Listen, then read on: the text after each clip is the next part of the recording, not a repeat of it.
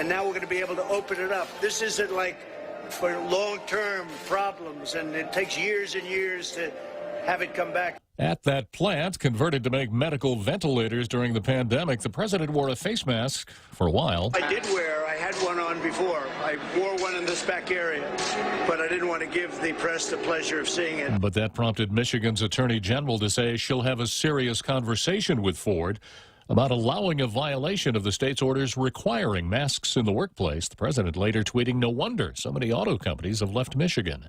A police officer out walking his dog in plain clothes was shot and wounded in suburban Nashville, Tennessee Thursday evening. The suspect then led police on a car chase, reportedly shooting at other officers trying to stop him. The suspect was killed by return gunfire. The police officer, identified as Darrell Osment, now in stable condition with a gunshot wound to the shoulder. America is listening to Fox News.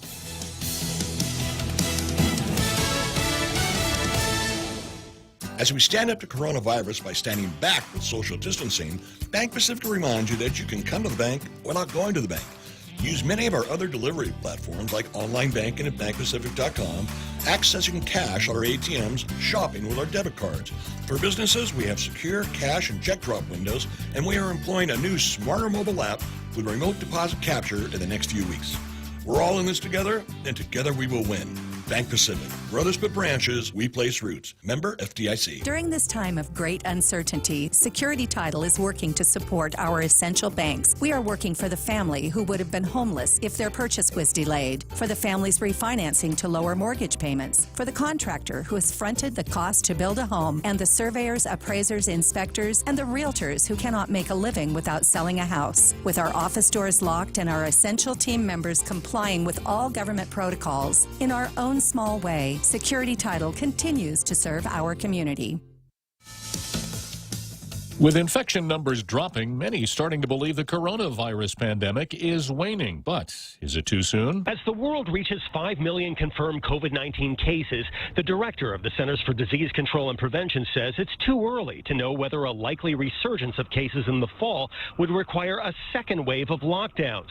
Dr. Robert Redfield tells the Financial Times, "What I can say is that we are committed to using the time that we have now to get this nation as over-prepared as possible." Although governors of all 50 states have eased at least some restrictions, the public health group COVID Exit Strategy says only one state, New Mexico, has met White House gating criteria for Phase 1 reopening, although 32 states are making progress. Fox's Jonathan Seri. Several coronavirus antibody tests have been pulled off the market in an FDA crackdown. The Food and Drug Administration published a list of more than 24 antibody test makers that failed to file applications to remain on the market or have already pulled their products. Companies faced a deadline earlier this week to demonstrate their testing performance.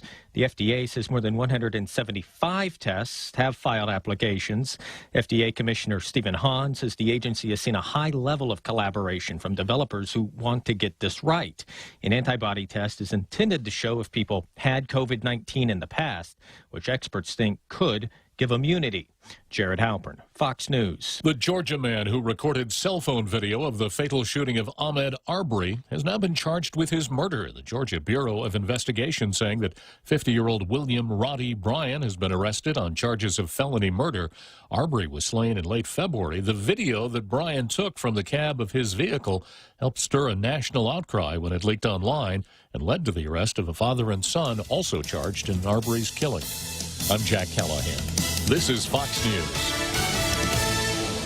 Mezcla Chamorro Fusion Bistro in Hacaya and Tuman are now open for takeout and free delivery services in selected locations. For more information, call 479-2652 or 3 or 969-2652. Open Monday through Saturday from 11 a.m. to 2 p.m. and from 5 p.m. to 8 p.m. Mezcla Chamorro Fusion Bistro brings you island hospitality with the true taste of modern Chamorro cuisine at the comforts of your own home. They take your favorite local dishes and serve them with extra flair you will only find at Mezcla, a true taste of Guam. Horizon Properties can empathize with individual property owners during this trying time. The last thing you should worry about is collecting rent or sending a repairman to your property. With their web-hosted property management system, Horizon can reach out to tenants, vendors, and owners alike and maintain the current prohibition requirements. Let Horizon Properties take care of it all. Help flatten the curve by remaining safe at home. Call 646-7616 or 777-7792 or visit HorizonPropertiesGuam.com. Horizon Properties, always there for you.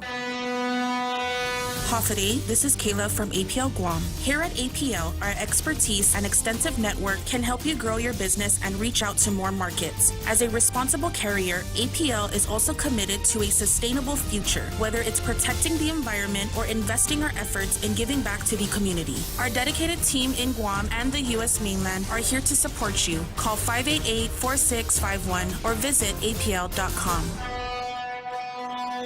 Tall Tales with Bob Klitzkie is brought to you by Bank Pacific, banking on the Pacific for 65 years. It's also brought to you by Security Title, providing solutions for complex real estate transactions.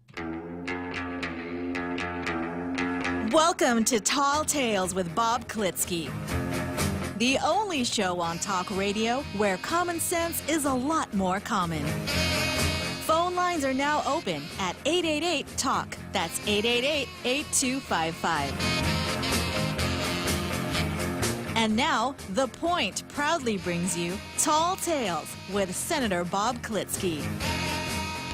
A well-regulated militia being necessary to the security of a free state, the right of the people to keep and bear arms shall not be infringed. I'm not going to be able to say that for 3 more days, Real Joe Cruz. We can say it at home, sir. And that's right. Every afternoon at 1600, we will face the national capitol and recite the Second Amendment. Yeah, good idea, Real Joe Cruz. The Tall Tales spirit lives on. Okay, so here we are, the last day of Tall Tales this week. We're going to swing right on into Zemi Ikotny.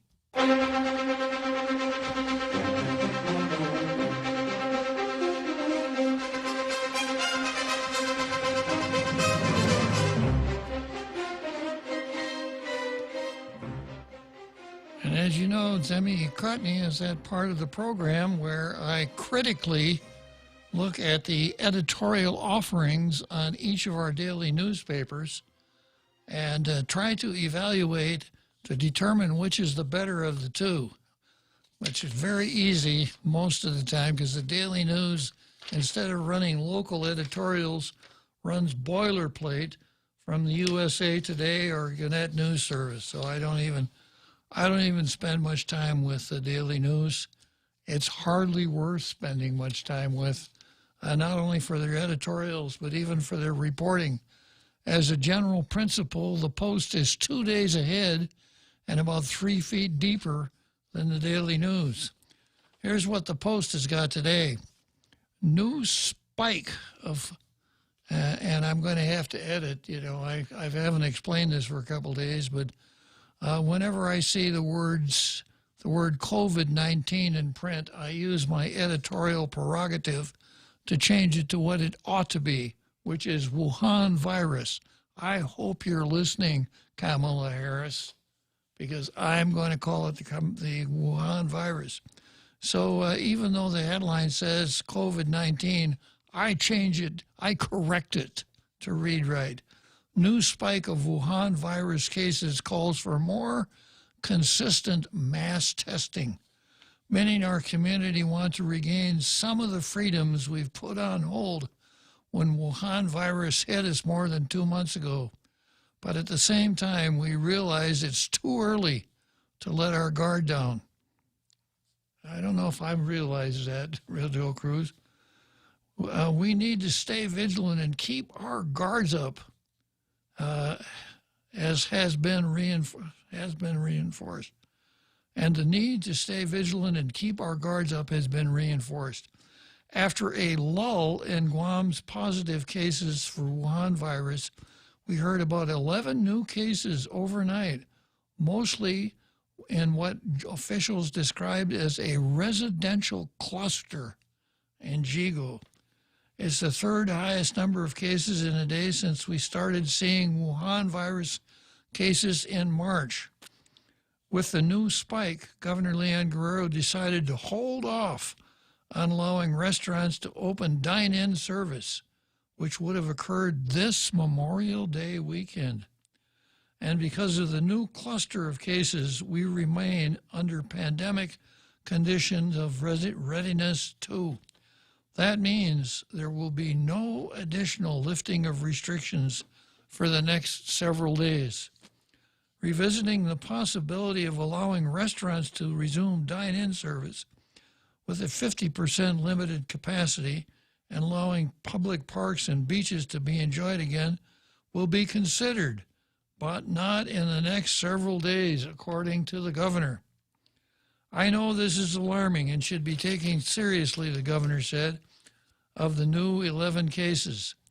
We have also been told recently of several Wuhan virus patients who recovered from the illness and have returned to their homes and communities only to retest positive from the safety and privacy of their own homes. Real Joe Cruz. We agree it isn't time to lift additional restrictions.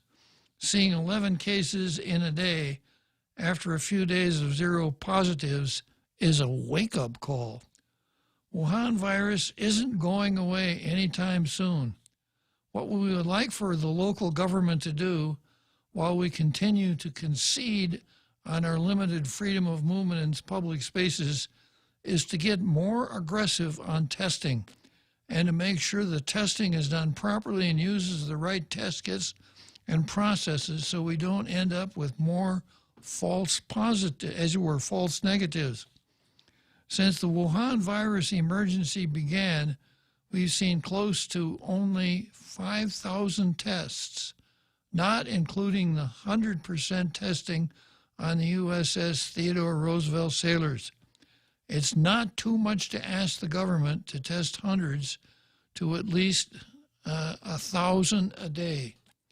Without consistent mass testing, our local government will not have the information it needs to continue to lift safety restrictions.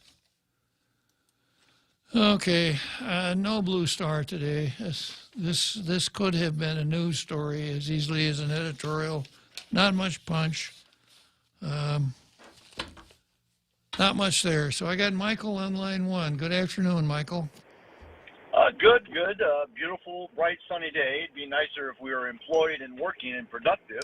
Yes, sir. The editorial you're reading has so many inaccuracies. I mean, first off, the fact that you retest positive after you tested negative, having just gotten over COVID, which means you're immune, the positive test, we call that a false positive.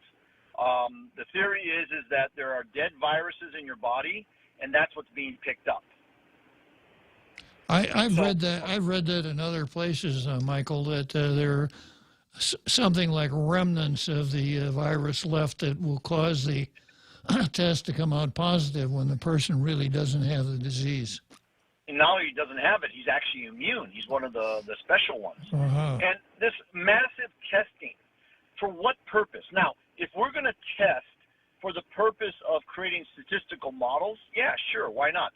But testing negative is irrelevant because you could become positive the next day unless you are immune. So this business of testing and testing, I don't see what the point is other than temporarily to say, oh, I don't have COVID at this moment. But it doesn't mean anything. I agree, Michael. And so and then, there's a spike. They found one place, all of them were asymptomatic. There was one person apparently who had a persistent cough, and it sounds like he was the super spreader of the group, but the others were just fine. So why is this suddenly bad news? Again, I don't get it. It's like a game. We have still 0 hospitalizations, I believe. I think maybe they sent one guy to the hospital, but I think that was only because he was more of a super spreader and just to be further tests or something, because it doesn't sound like any of them needed to be hospitalized. In fact, they didn't even know they had a problem they were tracked down through contact tracing, which is designed to root out positive cases. So it's kind of unfair. It's sort of like you're shooting fish in a barrel. True enough, and we started out with the injunction that we were doing all this to flatten the curve because we didn't want to overwhelm our healthcare system. And as I understand it, the skilled nursing home is now closed. The Navy is going to take down their temporary hospital up at NCS, and the curve never really developed much of a hump to flatten out to start with. There was 25 hospital beds at the peak, and that was when they started, and then they went down from there. And the problem is having those, the virus is coming. It's going to be here. You can't avoid it. Ask the sailors on the Theodore Roosevelt. After all the 1 month in quarantine inside a hotel, they still come out and ended up being positive.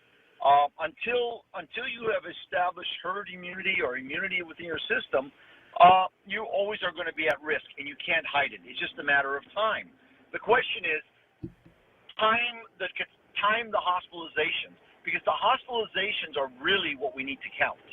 Hospitalizations are what matter, and the fear was everybody gets sick at the same time, there won't be enough hospital beds. Hence the reason why it was a very prudent move by the governor and the rest of the world and Trump and everything to try to flatten the curve. But in our case, we were so well ahead of the curve from day one that we're really wasting our peak resources. And by holding us back from getting herd immunity, we're actually setting ourselves up for a catastrophe down the way when we have another natural disaster, i.e. typhoons, which happen all the time, in which we're going to get crowded into these shelters, and all we need is one super spreader inside a shelter, and suddenly we're going to have hundreds, if not thousands, of positive cases. True enough, Michael. And the hospital may not be available because it might be temporarily knocked out by the typhoon or are dealing with other problems like no power or no water. Good point. If you don't mind, I wanted to also talk about some of the other articles in the PDN that have really made me very upset. The deception the PDN in particular is doing. As you know, the PDN, they removed the old sports section, and they now have made it a COVID reporting section. Great. Right? Mm-hmm. And the other day, they had a sympathetic story about this jazz musician, 37, sounded like he was otherwise healthy, and he, quote, mysteriously came down with COVID. And it was a disaster. 37 days in the hospital, some of it in a coma/ventilator. He is now out of the hospital, but still very weakened by the whole experience. His lungs maybe have some permanent damage, etc. And it ends up talking about, the cost of his medical care and what a terrible thing, terrible. And I said, well, this sounds interesting, but it doesn't sound like it's a complete story. So I took his name and I took some other details from the article, and I ran it on a search, and sure enough, I found the original story. Same identical story with one extra paragraph in the story that was deleted in the article in the PDN. That changed the entire nature of the story. And that paragraph was, oh, by the way, the guy is a kidney transplant recipient, which means he's already lost 2 kidneys. He's had some disease that he lost 2 kidneys. He's got a transplanted kidney, which means he had to have his entire immune system deleted and restarted from zero or scratch. And he's a, quote, very, very high-risk patient. Well, that kind of changes the whole nature of the story. He now fits in that vulnerable category, which everybody agrees should be protected and sheltered from COVID. I'll leave it to the Daily News. They probably ran out of space because they spent so much time working on their editorials every day. Okay. So I had to get off. I thought, you've been following up, and, it's great that we have somebody now who's critiquing the newspapers and calling them out for their very poor reporting. And we need to, by critiquing, hopefully they'll improve. I think so. I'd really like to stick up for the Daily News, but I really wouldn't know how to do it, Michael. Yeah, I mean, the Post is definitely a much more local-centric paper. I wish they were a little bit more hard-hitting and pushing the government. I mean, you remember, the newspapers, and you also, by the way, are supposed to be the guardians against the tyranny of government. And we rely upon this power. We give the media such powerful tools and privileges. And they've gotten lazy, and they just become a reporting arm of the government now because it's easy. Not that you are, but some newspapers.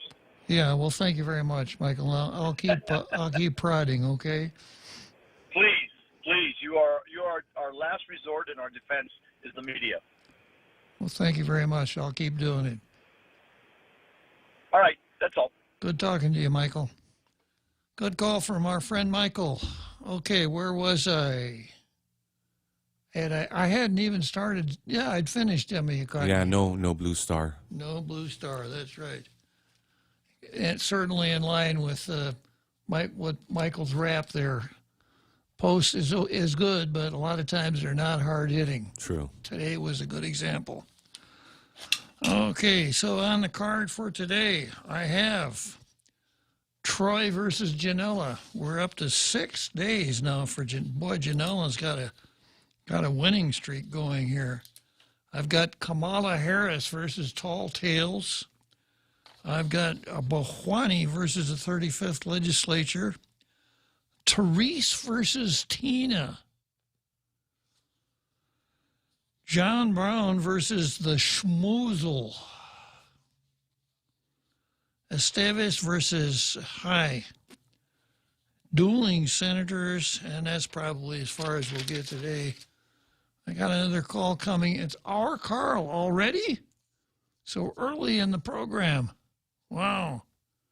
Our Carl, you must have an important appointment this afternoon. You've moved Tall Tales up to the front of your schedule. Well, I'm trying to mow my lawn while I listen to Tall Tales. I mow a little, run back in, listen.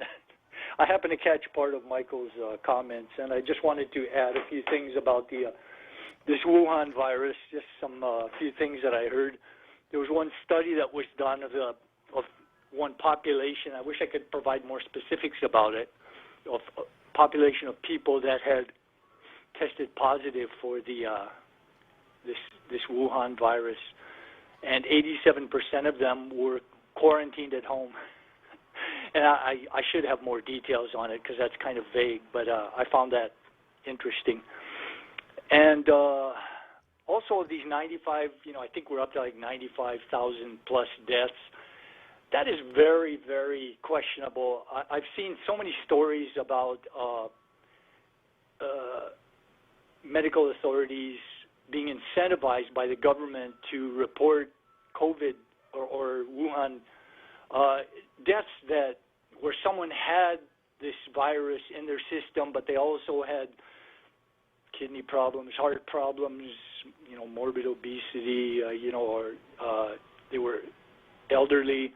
And they may have passed from other reasons, but if they couldn't find strong support, or even if they could, it's been incentivized by the government to report as many deaths as possible by this virus. And I believe there's a higher percentage of payment for Medicare. I think that's one of the reasons. If a death is reported as a Wuhan virus death. So the government, as often happens, has corrupted and incentivized the situation by making it more profitable to report deaths slanted in a certain way. And one last thing, I saw a meme recently on Facebook, which was pretty simple, but it made a very obvious and important point. The homeless throughout the United States, why is there no report of catastrophic decimation of the homeless population? They don't distance themselves. They often don't wash their hands. They don't have the means to constantly be doing that. And many of them don't wear masks. Someone pointed out, when I posted a comment about this, that, well, they're on the fringe of society, so we don't know the real statistics. But it would be very obvious. You might not know the exact statistics, but it would be very, very apparent if a lot of homeless people were suddenly showing up dead. And I believe one reason is that the homeless, for all their lifestyle problems, that they have to deal with, being outdoors so much, they do tend to get more sunshine, which is an important source of vitamin D. And vitamin D has some correlation, they found, with being better able to handle the Wuhan virus. And I know correlation is not causation, but I saw one video that presented a very strong case that, and they're studying this now. And also homeless people tend to be exposed to a lot of bacteria, viruses, germs, so their immune systems, I think, would tend to be get a very strong workout and be very, very hardy, much more so than the kids that are being raised nowadays that are being bubble wrapped and prevented from being exposed to as many germs as possible. So they're as Friedrich Nietzsche once upon a time said, that which does not kill you can only make you stronger. Yeah, and we've seen, many people on Facebook have seen the memes once in a while of talking about how we used to grow up. We were in the mud and the dirt, and we got filthy, and I mean we ate all kinds of garbage. Just as kids, we were raised differently. I was scraped up, banged up. I swallowed all kinds of dirt and all kinds of junk when I was growing up. But I think it made my immune system much stronger. And one of the problems we have these days is that kids are being bubble wrapped and they're being prevented from being exposed. And one thing that's resulted is some parents, helicopter parents, have prevented their kids from getting peanuts, because they're terrified they're going to get a peanut allergy. But by doing that, they haven't allowed their children's immune system to build up this immunity or to be able to protect itself against a peanut allergy. And so peanut allergies have actually spiked. I think a lot of parents make their kids leave the room during the seventh inning stretch on Tall Tales. The peanut gallery. Anyway, that's just a few thoughts I wanted to chime in. It's always fascinating to watch how this pandemic is developing and how we've tied ourselves in knots and are trying to get back to where we absolutely need to go, which is to get the economy up and going and supporting tens and tens of millions of individuals and families who need to survive. This endless quarantining is for the rich. If you talk to people who are in Africa and India and you tell them, well, you need to quarantine for a few months, they look at you like you have three heads. They tell you, what day of the week do you want me to quarantine? Because I can only quarantine one day, and then I got to get out and survive. Well, here there are options. If you're a government, a Guam employee, would you like to stay home and do nothing and get paid, or would you like to go to work and get paid twice? Which one would you prefer? That option is a result of prosperous Western societies, and capitalist societies that have built up wealth and can afford to do that. Poor countries, in large parts of India, Africa, and many other third world countries, that's completely out of the question. That can't. It's not even an option. They have to survive. They have to get out and work, or their families will die. Anyway, Bob, thank you very much. Okay, Carl, always good talking to you. And let's see, I got another caller coming in here. I got a caller. I'll take that caller right after the short break here. It's Bruce. I'll be with you in a minute, Bruce. Everyone has a busy schedule these days, and sometimes we forget to schedule our routine dental checkup and cleaning. Don't neglect your dental health. Schedule one today with Dr. Robert Yang and his Smile team. conveniently located at the East West Business Center on Marine Drive, Upper Tumon. Call us today at 647-8702 or 3. Again, that's 647-8702 or 647-8703. We make smiles happen.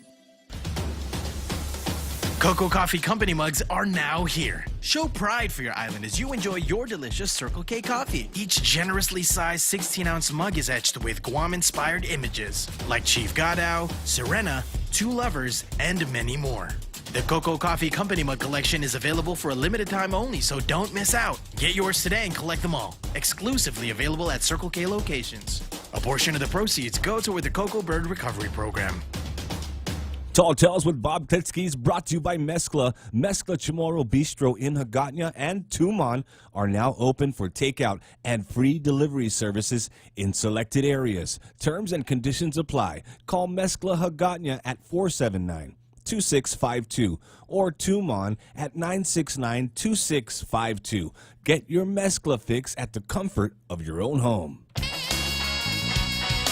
Welcome back to Tall Tales with Bob Klitzkie, Guam's single voice of reason. Call now, 888-TALK. That's 888-8255. So here we are back again on Tall Tales, and I'm going to go straight to Bruce on line 2. Good afternoon, Bruce. Good afternoon, Bob. Bob, just give me a minute. I'm passing through just down Jonia, and I'm going to be a little hard to hear. In another minute, I'll be okay. Okay, Bruce. Can you hear me? I can hear you fine. Okay. I just wanted to, I'm glad it's Friday. This is the first weekend that I'm going to get off. We've been disinfecting all the hotels. Looks like we've reached our apex, so now the curve is going to flatten. I told my wife we've got to stop listening to the news to keep our inner peace because, first of all, there never was a pandemic on Guam. There never was anything of an emergency. The only emergency is they wanted to get money from the federal government. In fact, as we speak, they're setting up in the Hilton, they're setting up a medical center. What the heck for, right? Not even GMH has enough to do. So it's just amazing that we continue to play this game, which is exactly what it is, with people's lives. And I'm talking about those who can't work, have no income, are struggling, the homeless, etc. We need to get back on track, open up this island, and move on. We're afraid of a little virus. This is the first time in the history of the United States and the world that we've quarantined the well. There is nothing out there that shows we had any kind of pandemic, anything that we needed to be afraid of. But again, they play it up. You don't want to kill Nana, right? Well, of course, nobody's going to want to kill their grandmother. But I am just sick and tired of hearing it, and I just going to go home and relax this weekend, take off a face mask, and stop the stupidity of having to wear a face mask. So I'm just fed up. I don't know about you, Bob. I'm just fed up. Well, I share a lot of your sentiments, Bruce. I think we raise the art of exaggeration to a pinnacle. It's called propaganda. And we did a lot of silly things. Any time you think that you can solve a problem by blocking traffic on the highway without any reasonable explanation as to why you're doing it, you got to expect the worst. Yep. None of this made sense. I was in part of the pandemic planning in 2007, and I spoke with some of the people there, and I said, why are we doing all this? It's not in the pandemic plan. You know what their answer was? Well, that's another story. In other words, they didn't follow the playbook. Mm-hmm.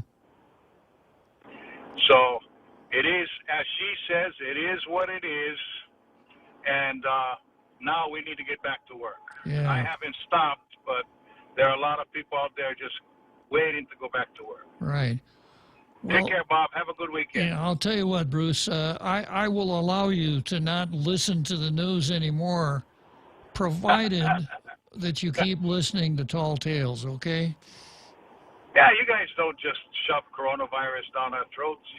You're talking about all the silliness that's going on in the legislature and with our government. So it's not just coronavirus. Okay, Bruce. You're no problem. Thank you, you. Bob. Good Bye. talking to you. Yeah, well, there's Bruce has perhaps reached the end of his coronavirus rope, so to speak. He's had enough, and he's not going to take it anymore. He's pretty much laid us out for us. Now we got Robert on the line. What am I talking to myself here, Rujo Cruz? Yes, sir. It wouldn't be the first time. You know, that's one part of the aging process. You wind up walking around talking to yourself from time to time. It's another Robert, sir. It's another Robert. Yeah, it's not you, sir. Okay, it's not our Robert. It's another Robert. Yes, sir. Good afternoon, another Robert. This is another Robert with the real Robert. Okay. Okay. Sure. Hey, Bob, I just want to let loose here, man. This legislature and this lopsidedness of this Democrats running everything, it's got to overturn on this election. We need some balance in Guam's political system here because it's all one-sided. Agreed. I remember BJ, really going after Calvo's administration for every little thing. Where's he at now? He's down there. He's the auditor. Well, what is he doing to keep things transparent and to keep the government in check in the spending? Nothing. He's not doing anything. But when it was Calvo, every little thing, he was up Calvo's behind, And it just really sickens me that, that was just a dog and pony show, what they did in this election. They all talk about transparency. Calvo wanted to the BBT for 6 months. What did the Democrats do? They used it against him, saying, oh, the BBT this, the BBT that, and now they're making it permanent. They promised the people of Guam that they were going to roll back that BPT, but they didn't. It's really frustrating, seeing what's going on here. I got another question for you, Bob. That roadblock that the governor did, she said she couldn't call it a checkpoint, right? Yeah. So I would like to know when the police do a DUI checkpoint, is that legal? Yes, it is. So what's the difference between the governor doing the checkpoint and the police doing a checkpoint? A checkpoint. Well, it depends on the purpose of the checkpoint. If there is a rational, let's see, how does it go? If there is a rational state purpose behind the seizure, then it's okay. With respect to loose checkpoints, however, the court never did address the matter. But I think if it had come before the court in the proper procedural challenge, it would have been held unconstitutional. Yeah, I believe so, Bob, because you know what? When I've been through a checkpoint for DW, they asked me, where did I come from, where you headed, and they're not supposed to do that, are they? Yeah, they can do that. The purpose of the DWI checkpoint is to limit the number of casualties caused by drunken drivers. So that's a valid state purpose. But there was no valid state purpose for loose checkpoints. She wasn't able to explain to us why it was important that she do the checkpoints, other than that she wanted to. Okay, back to Auntie Lou here. Auntie Lou's been dropping the ball. I believe that all the people she got around her are really just clowns collecting a check. We had Tony Babauta that had some issues with his stint over there at Washington, D.C. in the insular office. Then we have Junior Calvo that was working for Madeline Berdalio, and he was supposed to be the one that caught that error, and the war claim. Now he's the chief of staff there. Then we got Carlos Branch. Carlos Branch, along with the chief of staff of Pedro Talai, was importing marijuana. And they got away with it. Mm-hmm. All other people, Bob, that were importing at that time when those guys got caught, were charged in the district court. Now, those two must be special because they took them to local court and they made them win the case. You know, the government didn't really try hard to prosecute them. Which one was that again? Say it again? Which one was that again? When they were trying to import marijuana and they had it delivered to Carlos Branch and the chief of staff, Carlillo or whatever. Oh, yeah, I remember that, yeah. Yeah, you know, everybody else that got caught that year, Bob, trying to traffic drugs through the post office got charged in a federal court. You know, and every other people that I seen is being charged in federal court. Those two were two special guys because Superior Court took the case. And I don't know why the federal government didn't prosecute them. You know? Interesting question. It wasn't fair. Mm-hmm. It wasn't fair because everybody else that got busted in the trying to traffic any drugs through the post office went to federal court. Right. You know, then we got that guy. He's the chief policy advisor over there for Lou. Carlo Branch, yeah. Yeah, Carlo Branch. He's a shady guy. You know, he sits there and that's the guy that Lou's listening to, you know, to make policies. No wonder why everything's all upside down. He must be, maybe he's getting high down there. Maybe he does more than marijuana. You know, I don't know whether they're just incompetent. Either they're incompetent or they're under using illegal drugs under the influence of something. Well, let's not go that far, Robert. I mean, we really don't know what they're doing. I would kind of concur with you on the lack of competence, but I don't want to go any farther than that. Yeah, you know, because I'm just wondering, you know, how you know, if it's incompetence, you know, I mean, when people look at that and you say you got the best and the brightest down there, for them to make mistakes that they're making and do things that they're doing, you know, it just goes to show that if that's the case, then they're dumb, you know, because any other person, you know, won't make decisions like that. I mean, even when they muted the reporters over there when they're having the press conference, you know, everybody knows about the Constitution. You know, when he did that, you know, he's suppressing people's constitutional rights. Yeah. You know, and we all learned that in school. I don't know what school Carlo went to. You know, but when it was the Republicans in office and they were running Adelude, I remember Carlos Branch mouthing off left to right, transparency, the wrongdoing and all this stuff, you know, misspending. And look at what they're doing. They're doing even worse, you know, and the procurement and all that. You know, they should know better. Lou owns a bank.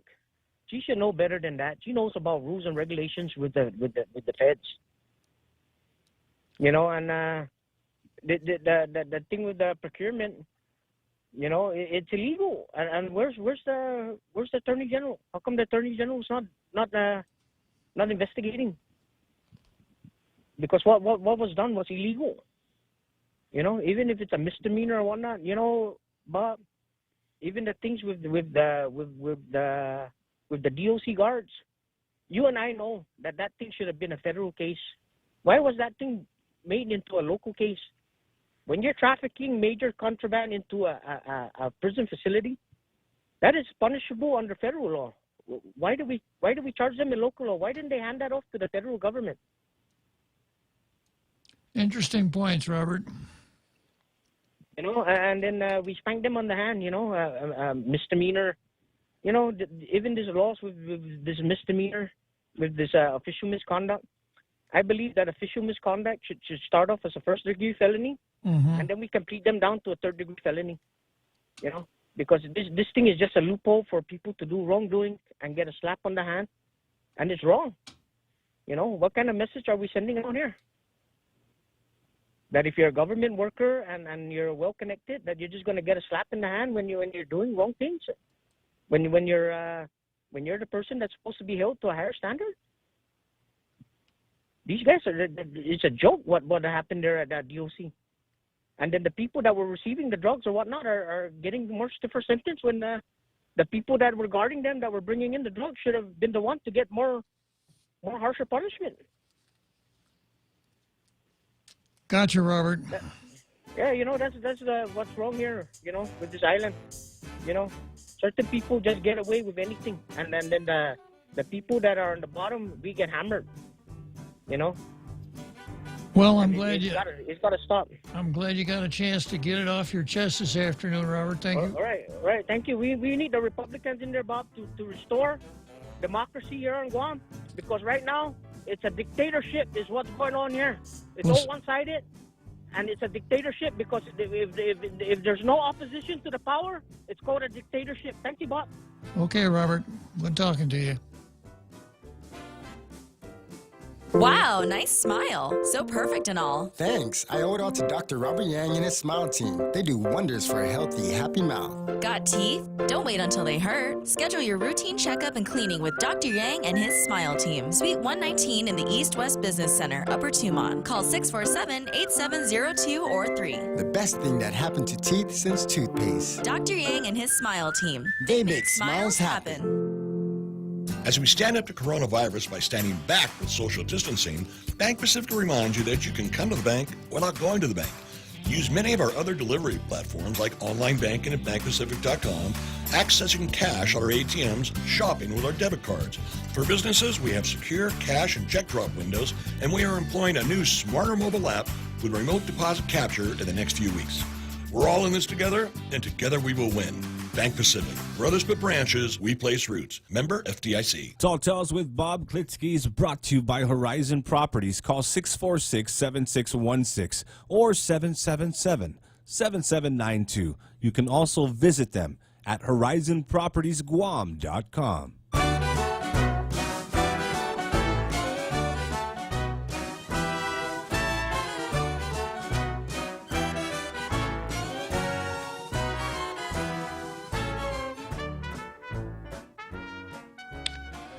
So here we go. We got about 13 more minutes to the big halftime show. I'm back on the card here, and let's see. I've got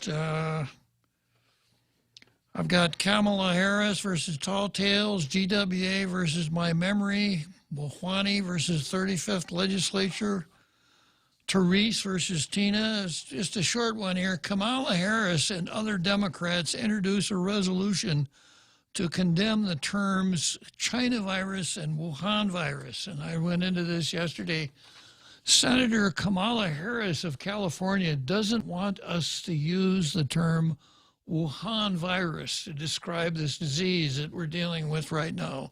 How did we end the program yesterday, Real Joe Cruz? Wuhan, Wuhan, Wuhan. Yeah, we said Wuhan virus 3 times. As our sign-off, hoping that Kamala was listening. But so typical of lefties like Kamala Harris, they want to tell us how to think, and they want to conform our vocabulary to their thought process. And the way you can control a person's vocabulary, in a sense, you're controlling his thinking. So she doesn't want us to use Wuhan virus. And, of course, she doesn't want us to use horrible words like he and she and him and her. So yesterday, we really stuck it to her, didn't we, Real Joe Cruz? We used the word Wuhan virus over and over again.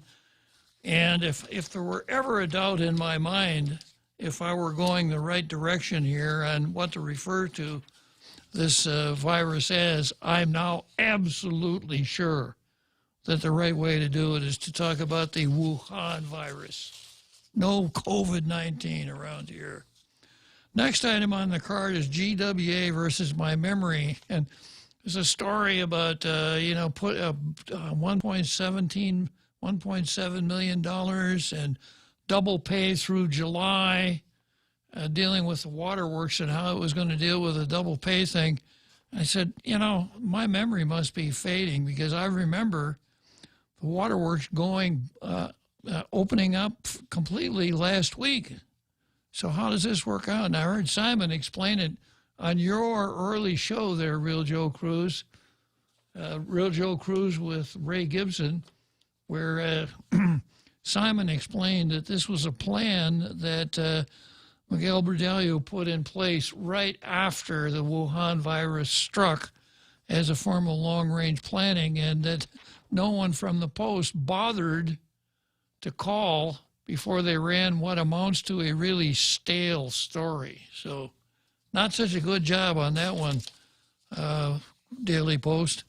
Next, I've got Bohwani, Chirac Bohwani versus the 35th Guam legislature. And yesterday, you'll recall that we talked about the session that the legislature, the emergency session that the legislature was going to commence at 14:30, and the fact that there was a hearing scheduled at 1700.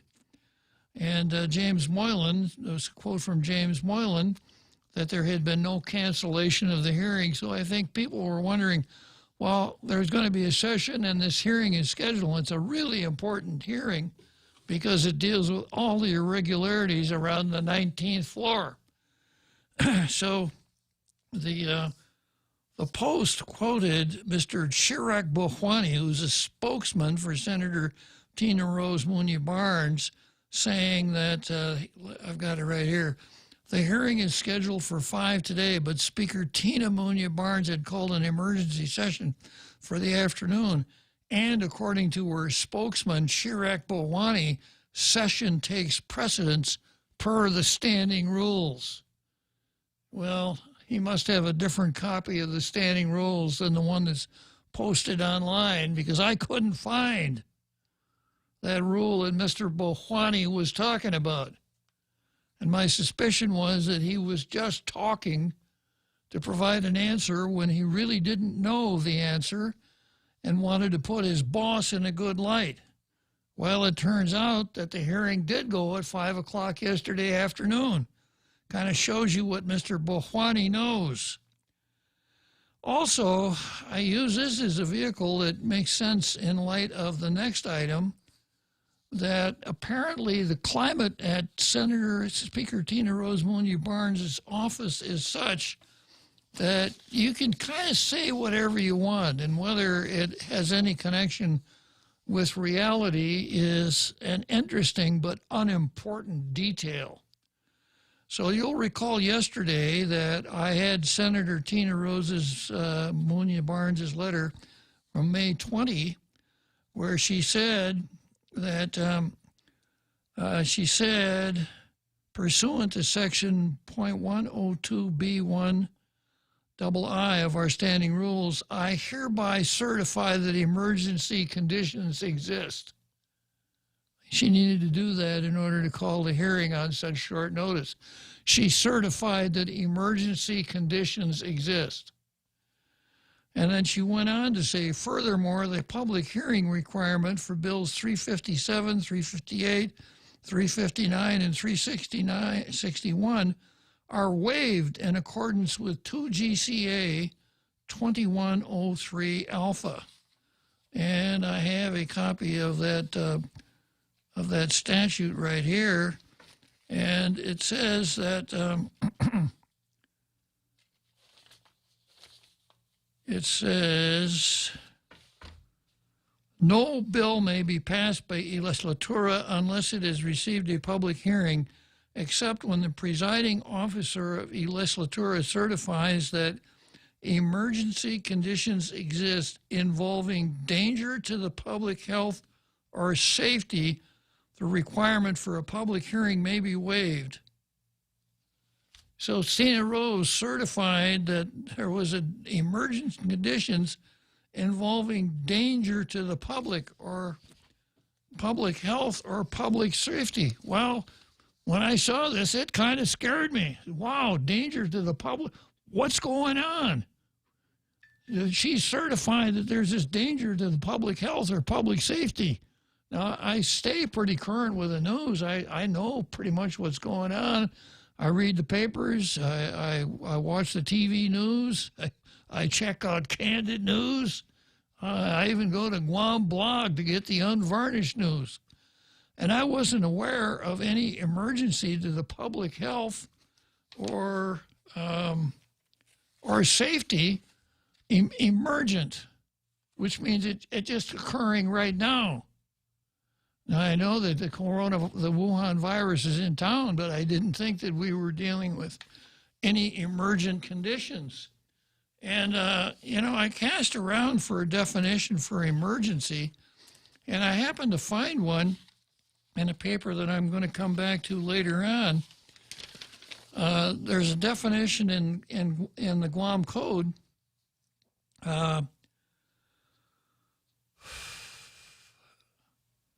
An emergency triggering emergency procurement means a condition posing an imminent threat to public health, welfare, or safety, which could not have been foreseen through the use of reasonable and prudent management procedures, and which cannot be addressed by other procurement methods or of source selection.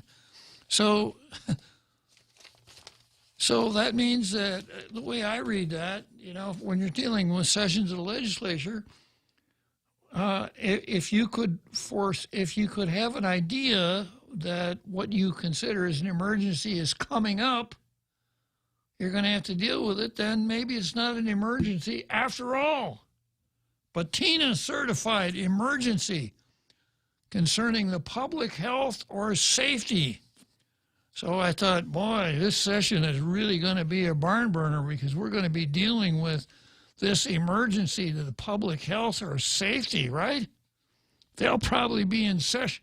And she even said that they stay in session, let's see, given that the aforementioned bills may have substantial impact to government finances and operations, it's my intent that this 35 Guam legislature can work through the weekend if needed and address these measures prior to our regularly scheduled session. So, wow, this is really heavy-duty stuff. Tina says there's an emergency dealing with public health and public safety. They may have to work through the weekend to deal with this emergency. So what happened yesterday afternoon? Nothing. Nothing happened. Nothing happened except a little spat between Therese and Tina and Joe San Augustine. Joe San Augustine being struck by an attack, a sudden attack of common sense, asked that that the session be adjourned because he'd scheduled a public hearing for a week from today on these bills. What a novel idea. Now, of course, if there's a public hearing, that means that the Bureau of Budget and Management Research will have the opportunity to complete fiscal notes on the bills. And the fiscal notes will tell us this is how much this bill will cost if you pass it. But Tina Rose, in the face of this emergency, she was ready to go yesterday afternoon. It was an emergency, and we didn't need any public hearing, and we're going to work right on through the weekend. That lasted right up until the time that they adjourned. And there's a little more juicy part to this story that I'll get to right after the big halftime show.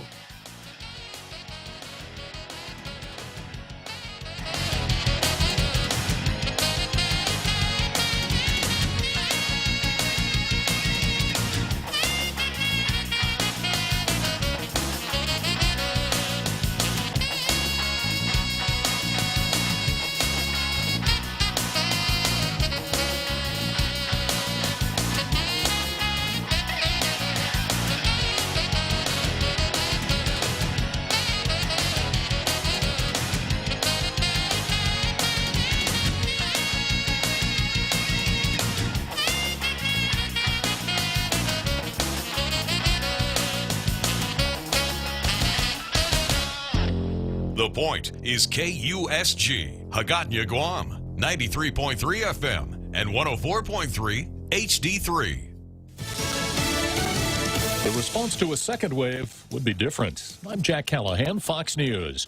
President Trump telling reporters in Michigan yesterday if there were to be a resurgence of the coronavirus, the country will be ready. People say that's a very distinct possibility. It's standard, and we're going to put out the fires. We're not going to close the country. We're going to put out the fires. There could be, whether it's an ember or a flame, we're going to put it out.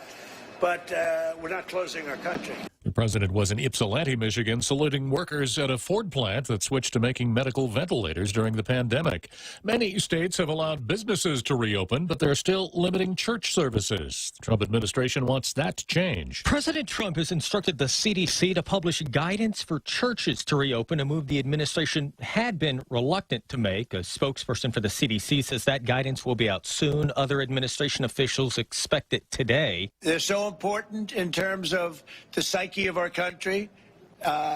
Beyond, to me, they use the word essential. I think churches are essential. CDC has published guidance for reopening businesses, schools, restaurants, and community buildings. But at that time, administration officials worried about the appropriateness of prescribing reopening guidelines to places of worship. Fox's Jared Halpern, a Florida man accused of coughing on and spitting at police officers back in March while claiming to be infected with the coronavirus, has now been indicted on federal terrorism charges. James Jamal Curry charged with perpetrating a biological weapons hoax. He later tested negative for the virus. A Nashville Metropolitan Police officer is recovering after being shot in his own neighborhood. Officer Daryl Osmond was off duty in plain clothes out walking his dog Thursday evening when police say he was shot without warning or provocation. After a car chase, the suspected shooter died after trading gunfire with pursuing officers on an interstate highway. America is listening to Fox News. Mezcla Chamorro Fusion Bistro in Hagåtña and Tumon are now open for takeout and free delivery services in selected locations. For more information, call 479-2652 or 3 or 969-2652. Open Monday through Saturday from 11 a.m. to 2 p.m. and from 5 p.m. to 8 p.m. Mezcla Chamorro Fusion Bistro brings you island hospitality with the true taste of modern Chamorro cuisine at the comforts of your own home. They take your favorite local dishes and serve them with extra flair you will only find at Mezcla, a true taste of Guam. During this time of great uncertainty, Security Title is working to support our essential banks. We are working for the family who would have been homeless if their purchase was delayed, for the families refinancing to lower mortgage payments, for the contractor who has fronted the cost to build a home, and the surveyors, appraisers, inspectors, and the realtors who cannot make a living without selling a house. With our office doors locked and our essential team members complying with all government protocols, in our own small way, Security Title continues to serve our community. The FBI says it is investigating an early Thursday morning shooting at the Naval Air Station in Corpus Christi, Texas, as terrorism-related. Not saying why yet. The shooter rushed a security gate, opened fire on a guard, and then was shot to death by others. One sailor was slightly injured. Seems like spring only just got here. Suddenly, it's time to prepare for hurricane season, which is predicted to be another busy one. 13 to 19 named storms with top winds of at least 39 miles per hour. Of those, 6 to 10 will become hurricanes with top winds of at least 74 miles per hour, and that includes 3 to 6 major hurricanes, Category 3 and higher. NOAA Administrator Dr. Neil Jacobs, one of those named storms has already happened, Tropical Storm Arthur. This season officially begins June 1st. It is time now to gather supplies and ensure your home insurance policies are paid up. In Broward County, Florida, Eben Brown, Fox News. President Trump announcing the U.S. is withdrawing from the Open Skies Treaty. National Security Advisor Robert O'Brien explaining on Fox's The Story with Martha McCallum. The president's made it very clear that we're no longer going to participate in treaties where we abide by the treaty and the other participants in the treaty don't abide by the treaty. That's not fair to America.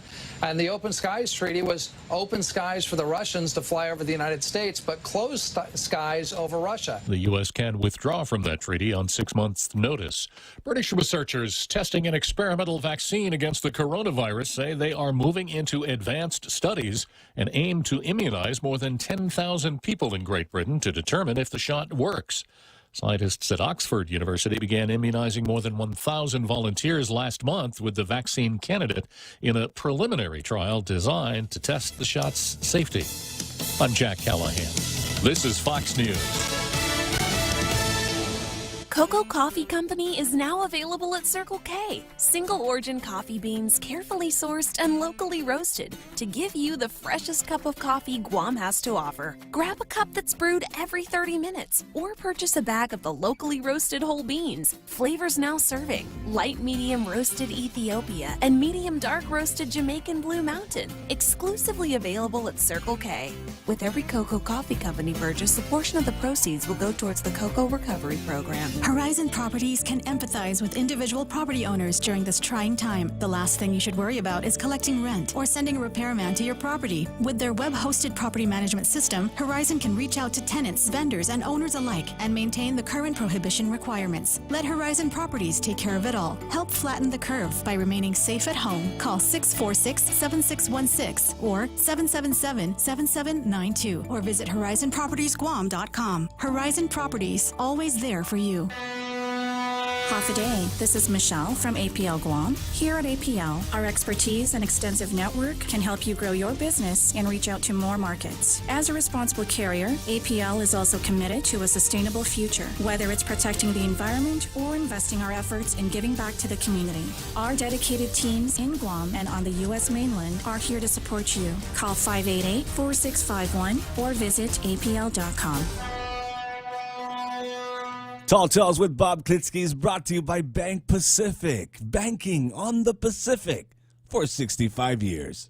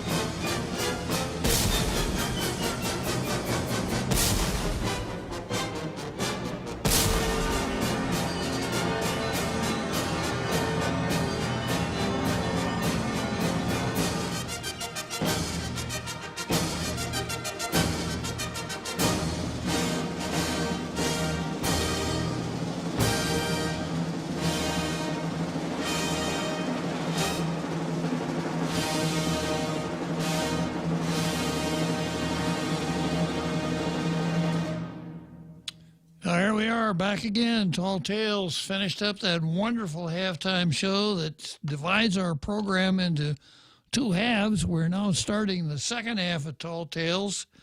And as I left it, I was dealing with the item on the card, Therese versus Tina. And I explained how Tina called the legislature into session yesterday saying there's an emergency. We've got to do this on really short notice. Emergency, emergency. And then there were 4 bills that Tina wanted to discuss. And she said, because of this emergency dealing with health and safety, I'm waiving the public hearing requirement for these 4 bills. So they were called to order, and, they sang the national anthem and the Guam hymn, and they did the usual stuff. And then there was a little shootout between Therese Terlahi and the speaker, where Therese challenged the speaker, recognizing that the speaker could call the legislature into session, but it was not the speaker's call to set the agenda for that session. So Therese challenged, the speaker overruled her challenge. The body didn't support it. Then Joe San Augustine moved for the adjournment because he wanted to have a public hearing on the bills. The first sensible thing I've seen out of that legislature for quite some time. And then Therese releases a statement, and this is what it says. Released from Senator Therese Terlahi. Emergency session was a call to inaction. Today, legislative session was gavelled in purportedly to address the emergent concern regarding application of double pay for Government of Guam frontline workers. When the notice of session came, with the notice of session came waivers for public hearing by the Speaker and the potential rescheduling of the oversight hearing on emergency procurement.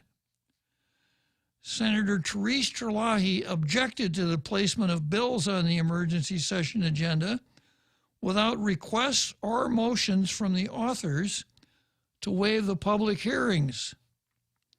It is not normal practice and perplexing that the Speaker on her own had waived the public hearings. Reading that again. The Speaker on her own had waived the public hearings and then consented to immediately adjourn for a public hearing, resulting in no action by the legislature on any business. Senator Terlahi stated, "It's obvious now that Speaker declared an emergency without any real intention of discussing or acting on emergency pay. It was a charade. Feigned emergency, as you were, feigned urgency. Very important bills were put on the agenda without public input and without the sponsor's motion or request. One exception here, of course, that would be the Speaker's bill, an important exception. And these bills were already pending a public hearing in committee." Here's the punchline. The integrity of the entire legislature is put at risk by going along with this questionable and insincere behavior. Calls to session should not be used to serve political agendas, but must seek to serve the people's best interest in the best way possible. So scraping the paint and varnish off this, Tina said, special session, really short notice, emergency, health and safety. 4 really important bills dealing with health and safety. So important we can't have a public hearing, so I'm going to certify that these things are deal with health and safety. and you want to adjourn and have a public hearing? Myself, doesn't matter. Tanzakwa, it's all right. Tina, and I'm going to pick up on what Terlahi said, and Tina, from now on, we can't believe a thing you say when you're speaking ex cathedra, when you're speaking from your chair as a Speaker of the Guam legislature. You don't throw around words like emergency, health and safety, just because you want to do something today instead of tomorrow. An incredibly bad showing. I would think Therese and anybody else in that legislature would be well within your prerogatives as a senator to demand that you have a new election for Speaker, because this kind of leadership is not satisfactory to the public. That's not why we have senators. That's not why someone is chosen to be the senator, saying that, I have to go up and watch these sheep every night, and it's dark up there where I have to watch the sheep, and I get very lonely, and I want to have some company. So when I get up there and I get really lonesome, I holler, "Wolf, wolf." And the townspeople all think a wolf is up there attacking me and the sheep, and they come running up there. And oh boy, I have some company then. So, every time I was up there and I got lonesome, I hollered wolf, and they came up until they got to the point where they said, "We don't want you to be our shepherd anymore. No more of this crying wolf, former shepherd. You go down and clean out the sheep barns. That's good enough for you." Tina, you called wolf, and you got caught calling wolf. And Therese called you out for calling wolf. So from now on, Tina Rose Monia Wolf Barnes. an extremely bad performance for a speaker of our legislature. And of course,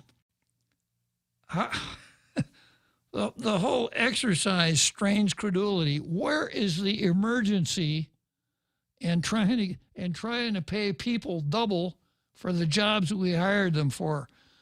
I just don't see there's any emergency here at all. And in fact, if you want to do this, this is not the kind of thing to rush into, senators, because you're going to screw it up even worse than it is right now. And, of course, the reason that there's any urgency at all is that I suspect when you're talking amongst yourselves, you know, the GovGuam workers are really bad. They want their double pay now. We got to do something. We got to do something. So it's really a sad day, you know, when we've got 4 bills like this that increase double the pay for a certain select few government of Guam workers, when we got 36,000 workers temporarily out of work. When I was listening to the radio today, there's a handout for free food down in Petey. People were waiting for 2 hours for their dollop of free food. And you'll recall, remember Real Joe Cruz when the legislature was on strike? Yes, sir. The legislature was on strike, and there was a bill to pay, to provide some cash. I think it was Moylan's bill to provide some cash for private sector workers who were out of work. Yes, sir. And the governor ordered the legislature not to meet. Tina was going to call a session, and the governor said, no, don't do that. Tina said, well, we're not going to have a session. You know, she wasn't in such a big hurry to have a session then that she could lie to the people. So she said no session, and that dragged on for a while. And it dragged on until the point that Jim Moylan got out in front of the legislature with a sign and finally shamed them into meeting. So that's how they perform when they're dealing with, you know, the unimportant people on the island. Unimportant meaning people that don't work for the government of Guam. But when it's the government of Guam, Tina sits right on here and puts her name on the bottom of a letter that's obviously a lie. There is no emergency for health and safety. And according to Therese, she never even intended to go forward with her, let's work right up through the weekend. What a sad performance. Okay. Moving on to the next item on the card, I've got John Brown versus the Schmoozle. And if you read the Post, you'll find a fairly long letter to the editor from a guy named John Brown, a lawyer who is recognized by everyone as the guru on the procurement in the government of Guam. And here's a little bit about John Brown. Attorney Brown is the author of the Guam Procurement Process Primer. He's an instructor of basic procurement training at GCC and a recognized government contracting blogger, right?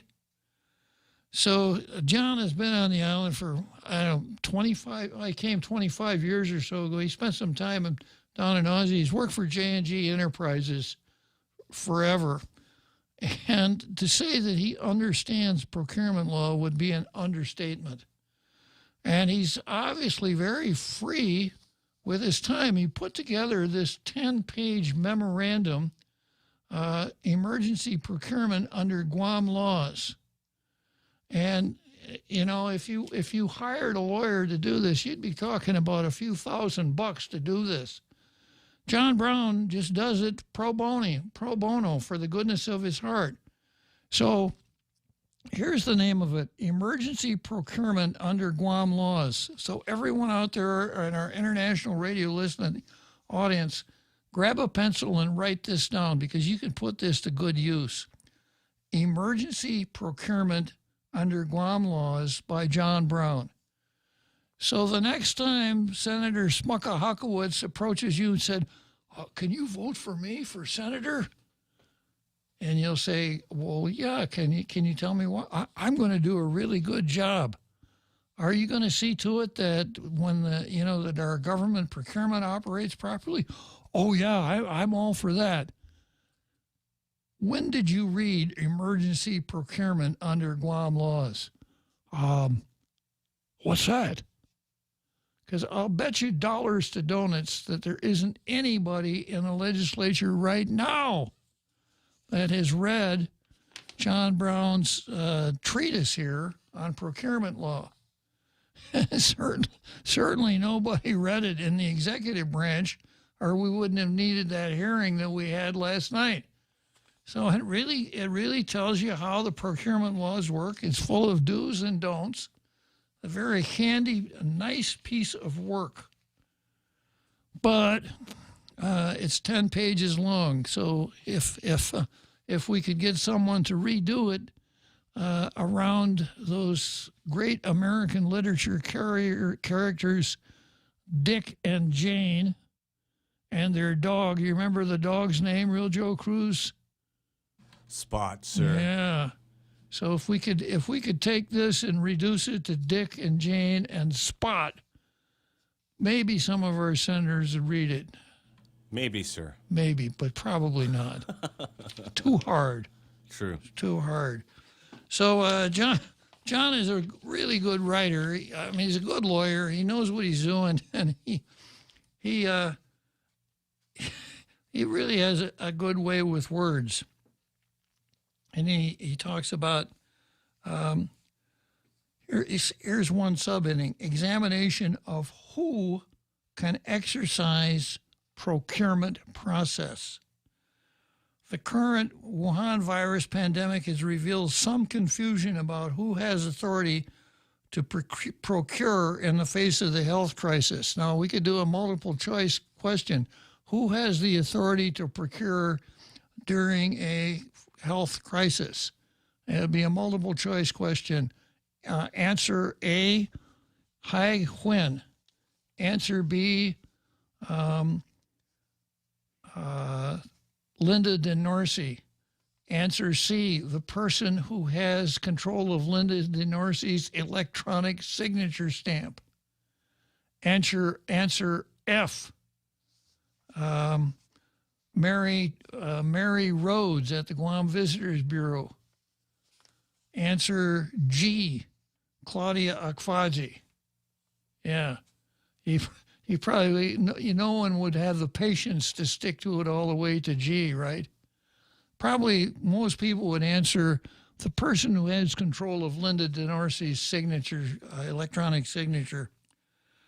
Okay, so Brown goes on to say, the Wuhan virus pandemic has revealed some confusion about who has authority to procure in the face of the health crisis. Authorities matter. And he footnotes that by saying, under the Enforcement of Proper Spending Act, which allows residents to sue the government of Guam and any officer, agent, etc., including the governor, to make them personally liable for the return to the government of Guam of any money which has been expended without proper appropriation or without proper authority, illegally or contrary to law. So under that statute, people who did this under the proper enforcement of government spending might find themselves having a considerable size debt. So then he goes on to say, I like to think of these authorities as badges. The public do not have to obey those government agents without badges. And those not entitled to wear a badge have no authority at all. Now, he footnotes that by saying, when he's talking about badges, he footnotes that by saying, but in the more popular sense made notorious by Humphrey Bogart in The Treasure of Sierra Madre. Okay, you remember that famous dialogue? Let me see your badges. Badges? We don't need no stinking badges. Bang, bang, bang. There's our badges. Yeah. So, in addition to being a procurement guru, John also has an appreciation for American literature. And he goes on to say, more importantly, it's up to the government to specifically identify the source of any such badge of authority. To show us your badges. So I think Haig Hoyne must have been a Sierra Madre fan. Probably. Yeah. I'm going to rent this hotel room. Could we see your... I don't need no stinking badge. Okay. Pretty appropriate bumper music. The entertainer? Yeah. Okay. Short break. 7th inning stretch. As we stand up to coronavirus by standing back with social distancing, Bank Pacific reminds you that you can come to the bank without going to the bank. Use many of our other delivery platforms like online banking at bankpacific.com, accessing cash at our ATMs, shopping with our debit cards. For businesses, we have secure cash and check drop windows, and we are employing a new smarter mobile app with remote deposit capture in the next few weeks. We're all in this together, and together we will win. Bank Pacific. Brothers but branches, we place roots. Member FDIC. Everyone has a busy schedule these days, and sometimes we forget to schedule our routine dental checkup and cleaning. Don't neglect your dental health. Schedule one today with Dr. Robert Yang and his Smile team, conveniently located at the East West Business Center on Marine Drive, Upper Tumon. Call us today at 647-8702 or 3.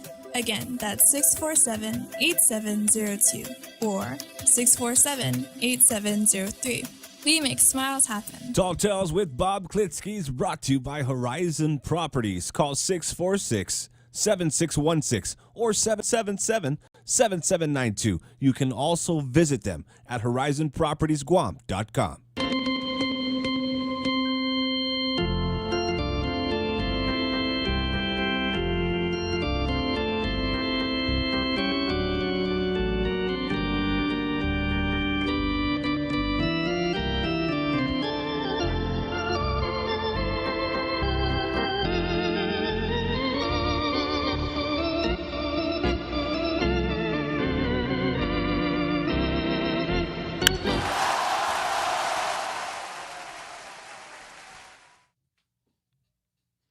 So, reading a little bit more here on John Brown's treatise on procurement law, and I read his, Lou has been kicking around her emergency powers all over the place, and this is where her emergency powers come in.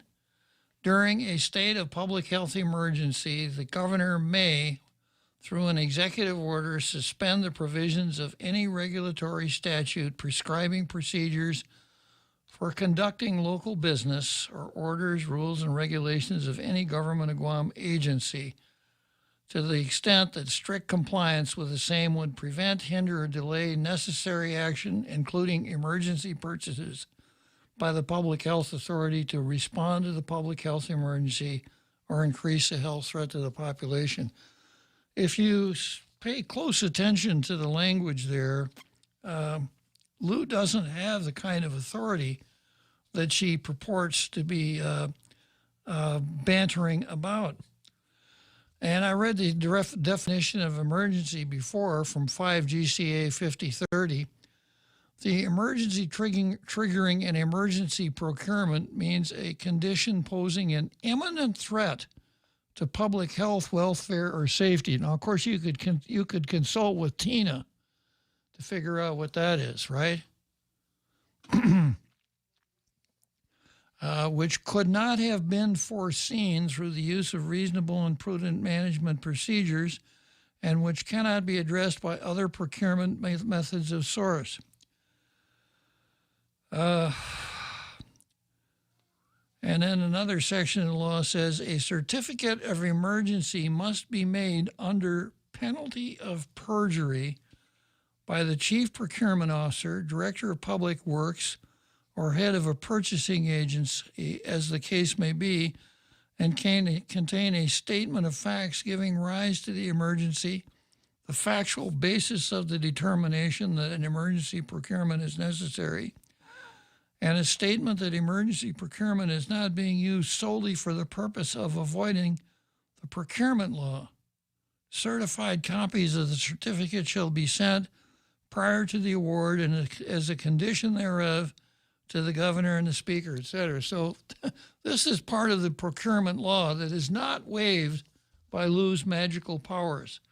A certificate under penalty of perjury. So the guy who finally gets credit for procuring the PAC Star, although he tried to blame it on Mary Rhodes, is Haig Hun, the governor's lawyer. So that certificate of emergency made under penalty of perjury does not exist. Far from it. We don't even have a signed contract with that hotel.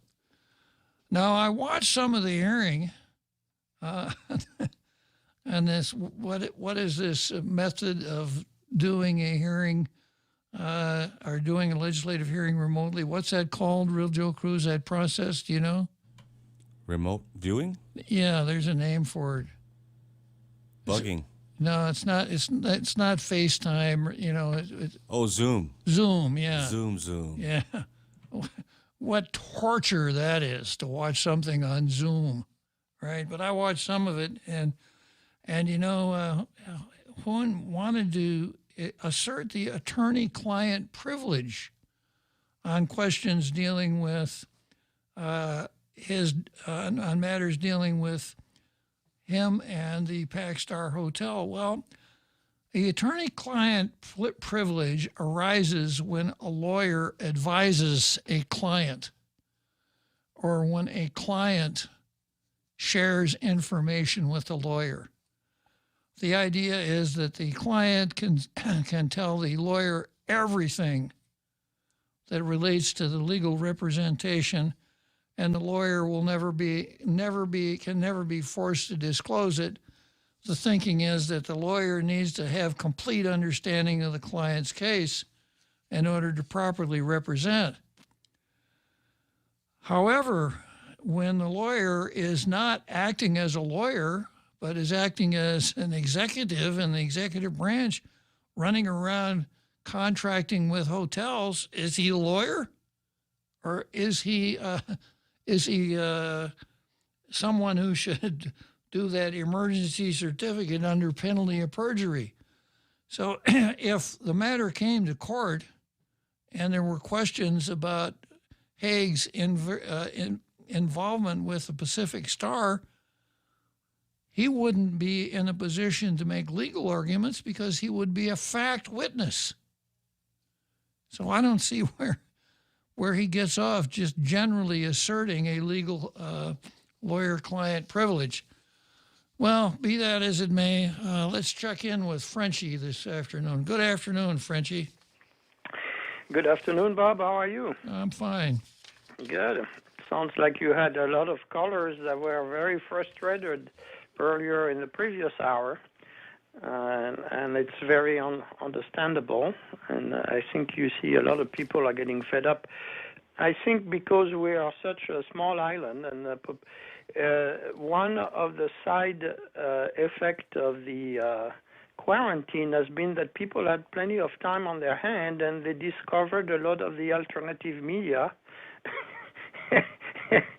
So the emergency power for the governor gives her opportunity to ransack our finance, but it also gave a lot of opportunity to the people of the island to figure out what was really going on, even though I have made the parallel recently with some people that what's happening right now with Gulf Guam versus the citizen is very similar that what happened between Aparon versus the Catholics of the Archdiocese, where, it was a well-known secret of Aparon's old shenanigans, and here on Guam it's a well-known secret of all the shenanigans that the government does regarding to money, jobs, cushy jobs and all those things.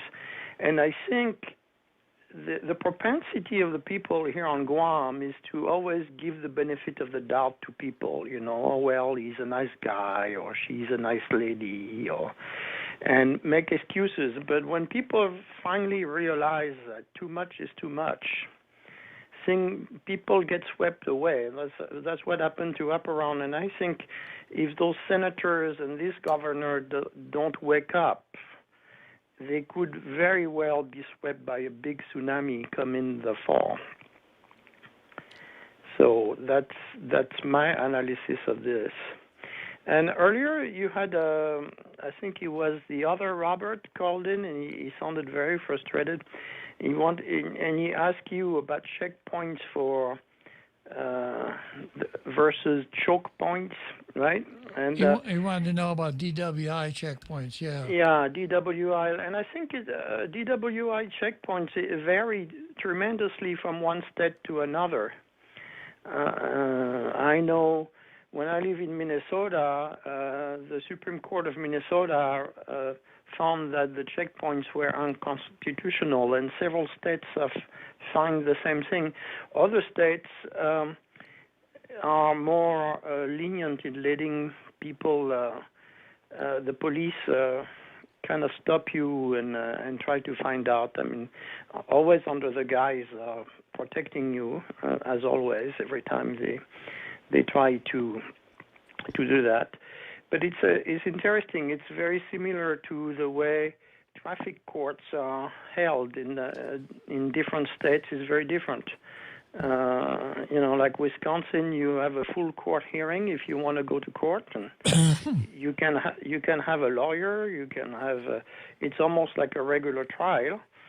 Other states, it's more like an administrative judge, and then here on Guam, the judge asks the question and gives the answers. It's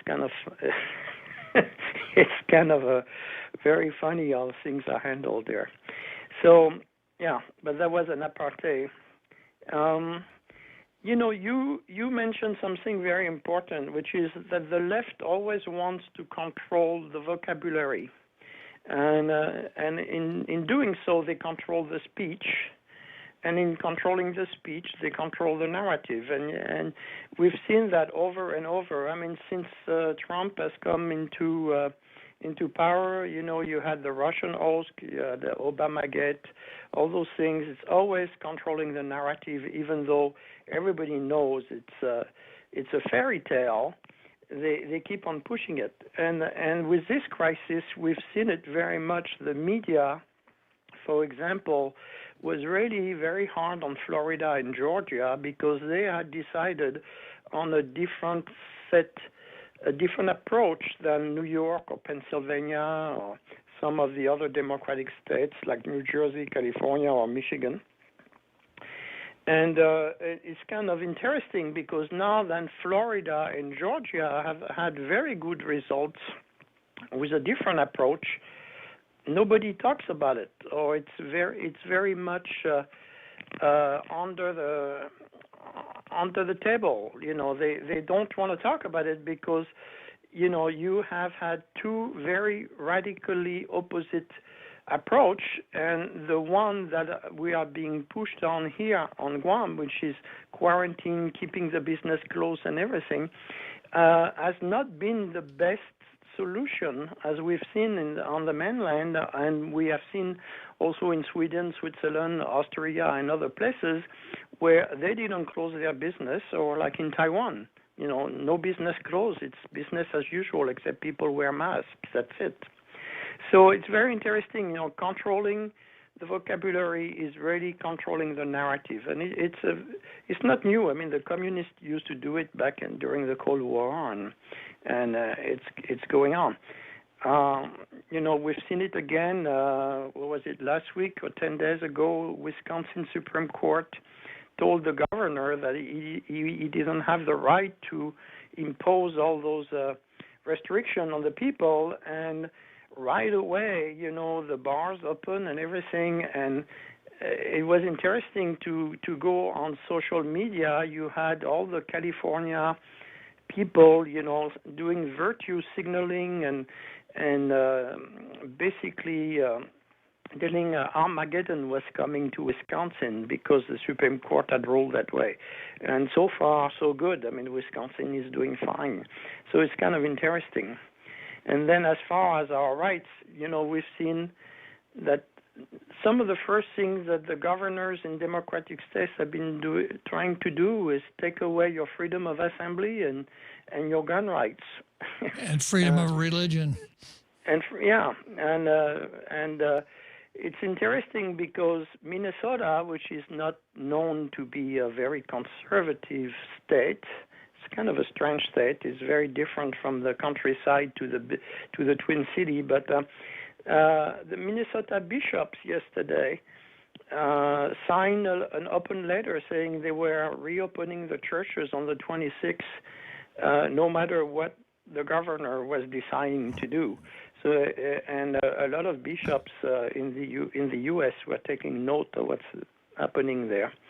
So Michael was very much on target. I think he was your first caller about those positive tests and what they meant.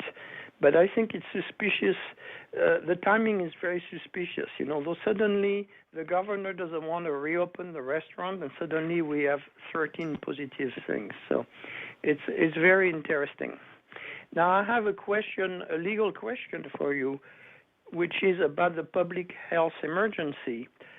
I was under the impression, and maybe Guam is slightly different, but that most of public emergencies have a time lapse, right? And that usually, in order to continue the public emergency, you need to go to either your legislature or the courts in order to give you that right. So what is our situation here on Guam regarding that?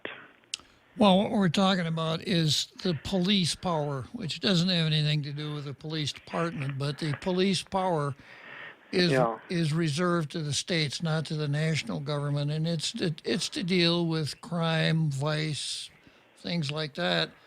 And the police power, the handling of the police power is a matter for the legislature. So the legislature can delegate a certain amount of police power to the governor, but in the absence of that, the governor has no power at all. And our governor keeps referring to Chapter 19 of Title 10 in an extremely overstated manner. So she's overstating the leeway of her power. Yes. But right now, nobody has challenged her. Is that what you're saying? Yeah, well, Ken did, but he dismissed his suit on the checkpoints. Because they backed down on that. Yeah. I think a challenge based on the free exercise of religion would bear fruit, but no one has come forward to make that challenge. When you have a director of public health and social services come out and say there can be no sacramental services, that's pretty blatant. That's pretty way out there. Yeah. we all recognize that. But it's interesting because actually one of the bishops that signed that open letter reopening the churches on the 26th, which I think falls for Pentecost, if I'm not mistaken, is one of the closest friends of our Archbishop here on the island, and actually came to Guam when he first arrived on the island. So I would be very interested to see, because I know they talk a lot one with the other. I'm very interested to see what our own Archbishop here decides to do. Well, maybe we need to get Juanet Cruz to chat with the bishop. Juanet seems to understand how the free exercise clause works. Yeah. Yeah, I know the clergy is very divided on the island about this. You have the lazy ones that want to do nothing and keep it and leave it on the hands of the governor, and you have the other ones that say no, we need to move forward. And but it's behind the door kind of conflict which we are not privy to, or at least not openly. Yeah. Yeah. Well, thank you very much for the opportunity and for the explanations about those powers for the governor. I appreciate it. You enjoy your long 3-day weekend? You know, when the real Joe Cruz and I march out of here at 1800 today, it'll be a 70-hour gap with no tall tales. I don't know how we're gonna. That's pretty bad. The only good thing is that on Memorial Day weekend, you have a lot of old John Wayne movies. Yeah, well, maybe that'll keep us going, right, real Joe Cruz? Yes, sir. Yeah. All right, you guys enjoy yourself. Thank you, Frenchie. So long. Yeah, 70 hours from 1700, as you were from 1800 on Friday to 1600 on Tuesday. An interminable length. No, it's even longer than that, isn't it? Yeah, I got to get out my computer here. I figured that, I figured it out how 7 times 13 equals 28. Jack is the one who knows how that one works. There's a special formula that you have to use to make 7 times 13 equal 28. Yeah, okay, so I'm right up here dealing with emergency powers, and it looks like Tina might have been a consultant on this.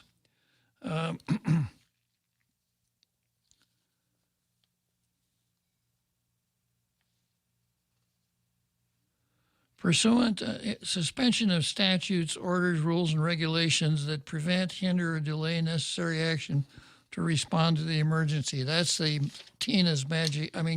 Lou's magic powers. Pursuant to section 19403A1 of chapter 19, etc. Yeah, wait a minute. Let me go back a second here.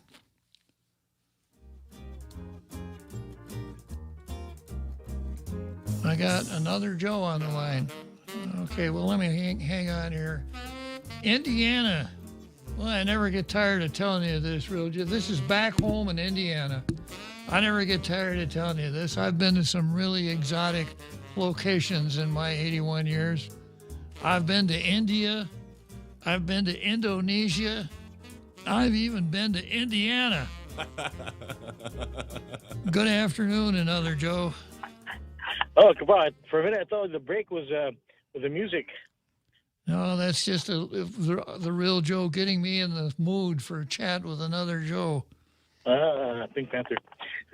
Inspector Clouseau. So, okay, Bob, it would seem as though the best thing that the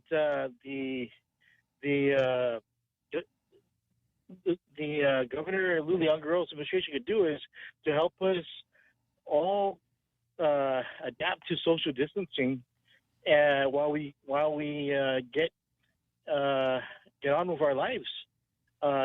Instead of holding people back and administer more tests.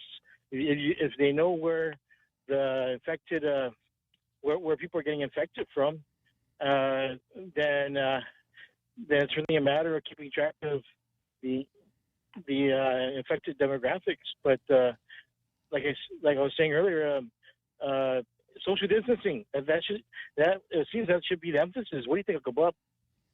Social distancing should be what? The emphasis, help all of the small businesses open up and get back to get the economy started again. but just with the standards of social distancing. I've talked about social distancing before and mentioned that on Tall Tales we talk about physical distancing. Physical distancing. 6 feet distance between yourself and anybody else. Social distancing is meant only for keeping your distance from Democrats. You should always keep a social distance from Democrats. Yeah, I think that it's going to benefit everyone to let the businesses open and just monitor the social. Man, I know it's terrible. As you put it, the requirements of keeping a certain distance. But I'm not sure it makes sense to delay. There are certain people who are going to be more vulnerable, and those are the people we need to protect. I don't know that there's going to be. I think they're worried. They're maybe a little bit too worried that people who are asymptomatic might be carriers and infect the most vulnerable. But at the same time, people not staying active will have a similar effect. Their health is not going to get better by being inactive. So that's pretty much what I wanted to chime in there, Bob. Well, you're striking a responsive chord with me, real Joe Cruz. I mean, another Joe, because I always say that it's better to wear out than to rust out. Well, don't wear out too soon, Uncle Bob. We still need you around. Thanks. Okay, good talking to you, another Joe. Well, that was another Joe. We're going to take a short break here and head for Louisville, Kentucky. Wow, nice smile. So perfect and all. Thanks. I owe it all to Dr. Robert Yang and his smile team. They do wonders for a healthy, happy mouth. Got teeth? Don't wait until they hurt. Schedule your routine checkup and cleaning with Dr. Yang and his smile team. Suite 119 in the East West Business Center, Upper Tumon. Call 647-8702 or 3. The best thing that happened to teeth since toothpaste. Dr. Yang and his smile team. They make smiles happen. Cocoa Coffee Company mugs are now here. Show pride for your island as you enjoy your delicious Circle K coffee. Each generously sized 16-ounce mug is etched with Guam-inspired images like Chief Gadao, Serena, Two Lovers, and many more. The Cocoa Coffee Company mug collection is available for a limited time only, so don't miss out. Get yours today and collect them all. Exclusively available at Circle K locations. A portion of the proceeds go toward the Cocoa Bird Recovery Program. Tall Tales with Bob Klitzkie is brought to you by Bank Pacific, banking on the Pacific for 65 years.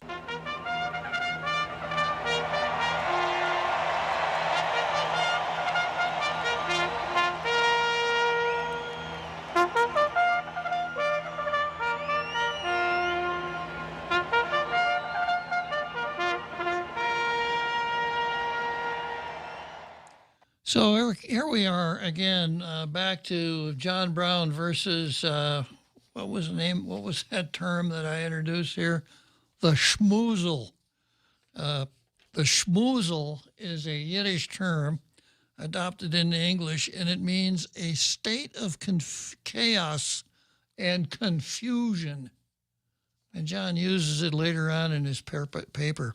John says the declared purpose of the EAHPA as expressed in Title 10, Chapter 19, help us understand its scope. The specific purpose coming closest to creating any power to procure is Section 19103D, which I've talked about a lot, to grant the government of Guam and local officials the authority to use and appropriate property as necessary for the care, treatment, vaccination, and housing of patients, and to destroy contaminated facilities or materials. An authority to appropriate property is akin to the power to seize, take facilities or materials. An authority to appropriate property is akin to the power to seize or condemn property for the protection of the public. appropriate does not connote or implicate two-party commercial contracting between willing sellers and buyers, as is an integral feature of the procurement law. It may be useful to note that the PHA may exercise similar appropriation power over facilities such as those in controversy in the pandemic under the authority of Section 19502A to procure by condemnation. As discussed above, one cannot technically procure by condemnation as those terms are understood under the procurement law. So is or otherwise meant to be an alternative, a blank check available to the PHA with no safeguards or procedures, or perhaps something else altogether. If something else, what? Is or otherwise left to the director to describe on a blank slate by regulation? Might it involve sending out the governor's legal counsel to drum up, vet, and negotiate terms with possible bidders by means of private personal introductions? In the same vein, during a state of public health emergency, the governor, by executive order, may, through an executive order, suspend the provisions of any regulatory statute prescribing procedures for conducting local business, or the orders, rules, and regulations of any government of Guam agency to the extent that strict compliance with the same would prevent, hinder, or delay necessary action, including emergency purchases, by the public health authority to respond to the public health emergency. It is critical to be clear about the precise language of this statute. Brown says, read it again slowly and in context, giving effect to every word and phrase as is required by the legal rules of construction. Disregarding the plain language of this provision, the governor cited this statute for authority to suspend law and regulations in EO 20-03, but in, quote, paraphrasing the statute, to be charitable, it was obscured and misrepresented to imply there were no qualifications to or other limits to her power to implement such suspensions. She ordered the following: suspension of statutes, orders, rules, etc., etc. Pursuant to Section 19403A1 of Chapter 19, Title 10, orders, rules, and regulations that prevent, delay, or hinder necessary action to prepare for or respond to this public health emergency, including but not limited to purchases and hiring, are hereby suspended. Doesn't quite read the same, does it? See anything different or missing in this rendition of the statute and the actual statute itself? Look again. EO 2020-03 purports to suspend without limitation all statutes, plain and simple, not the regulatory statutes as clearly specified. She purported to suspend without limitation all statutes, plain and simple, not just those prescribing procedures for conducting business as clearly specified. She purported to suspend without limitation all statutes, plain and simple, to any degree, prevent, hinder, or delay, etc. Whereas 19403A1 applies only to such regulatory statutes prescribing procedures for conducting local business to the extent that strict compliance with those particular statutes would prevent, hinder, or delay. She expanded.